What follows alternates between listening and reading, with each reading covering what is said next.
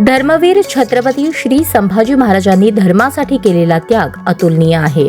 धर्मवीर बलिदान मासामुळे धर्मवीर छत्रपती श्री संभाजी महाराजांच्या बलिदानाचे स्मरण समाजातील प्रत्येकाला होते, असे प्रतिपादन पालकमंत्री जयकुमार गोरे यांनी केले.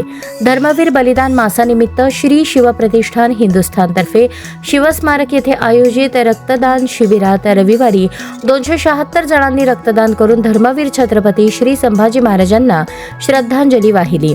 यात सोलापूर शहरातून 175 तर दक्षिण सोलापूर तालुक्यातून 101 जणांनी रक्तदान केले.